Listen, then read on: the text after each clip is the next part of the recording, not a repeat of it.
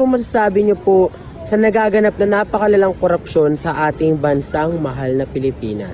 Abay, kung ako tatanungin mo, sir, hindi ako magtataka kung bakit ang dami at malalang korupsyon ngayon. Alam mo kung bakit?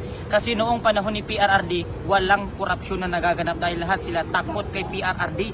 Kaya ngayong administrasyon ni BBM na napakaraming nagutom na buhaya, kaya nagsilabasan sila. Akalanin mo pati ang flood control, pinagati-hatihan ng mga kontraktor, ng mga buhayan, mga congressman na yan. Akalanin mo anak ka lang ng kontraktor, pupunta ka ng iba't ibang bansa, naka-private jet ka pa. Eh yung kinakain mo yung nagkakahalaga ng 759,000. Oo. Tapos yung anak ka lang ng congressman, anak ka lang ng kontraktor, pero pagkayaman-yaman mo, hindi ka na nahiya nag-flex ng mayaman mo, naggaling sa nakaw at kaban ng bayan. Samantalang yung anak ka ng presidente, kapatid ka ng vice president, at kapatid ka ng congressman at mayor, nag-online selling ka. Sino yon?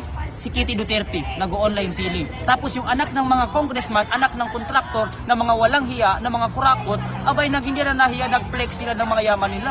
Mahiya naman kayo mga politiko, kayo mga kurakot kayo, pati mga anak ng kontraktor na yan.